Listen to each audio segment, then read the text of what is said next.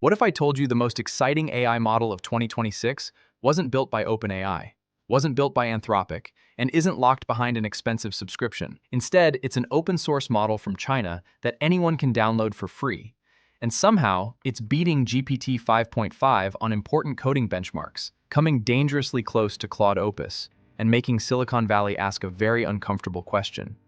Is the era of closed AI coming to an end? Meet GLM 5.2, the AI model everyone is suddenly talking about.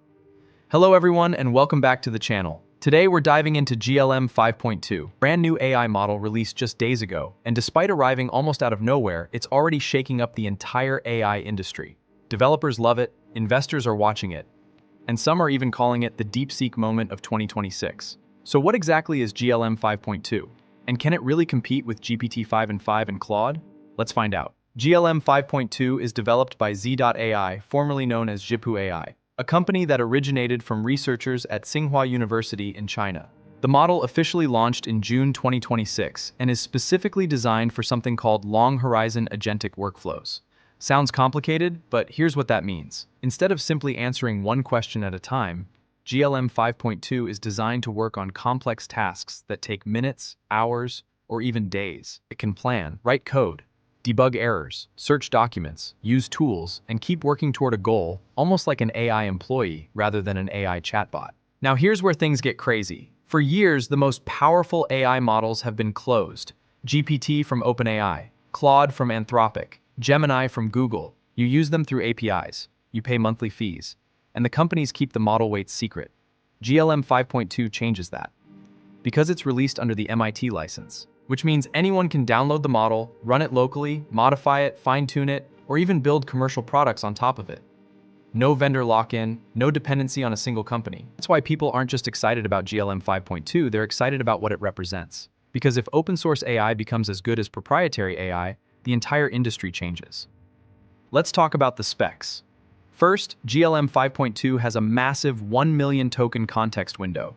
That's enough to fit huge codebases, entire books, research papers, or long conversations in a single session. And unlike many models that advertise huge context windows but struggle to use them effectively, GLM 5.2 was trained specifically for these long context coding tasks. Second, it's a gigantic mixture of experts model.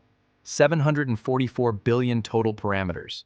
But only around 40 billion are active at a time. That means it behaves like a massive model while keeping inference costs surprisingly low. And third, it introduces different reasoning modes. Need speed? Use high mode. Need maximum intelligence? Switch to max mode. You choose how much reasoning power you want. Okay, let's talk about the numbers, because honestly, this is where everyone got shocked. On SWE-Bench Pro, one of the toughest real-world software engineering benchmarks, GLM 5.2 scored 62.1, GPT 5.5, 58.6, meaning GLM actually came out ahead. On MCP Atlas, which measures how well AI agents use tools, GLM again beat GP 5.5, 77 points versus 75.3. And on FrontierSWE, a benchmark designed for long-horizon engineering tasks, GLM scored 74.4, just behind Claude Opus 4.8 at 75.1.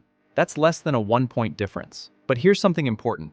This does not mean GLM 5.2 is better than GPT 5.5 at everything. GPT is still stronger for general reasoning, creative writing, and multimodal tasks. Claude Opus is still considered one of the best coding and reasoning models. But the fact that an open source model is this close is what makes GLM historic. And then there's the price. GLM 5.2 costs around $1.40 per million input tokens. GPT 5.5, around 5. Claude Opus, even more expensive. So GLM isn't just competitive, it's cheaper, much cheaper, which means startups, researchers, and indie developers can suddenly access frontier-level AI without frontier-level costs. The real story of GLM 5.2 isn't the benchmarks, and it isn't the price. For years, the best AI was locked away.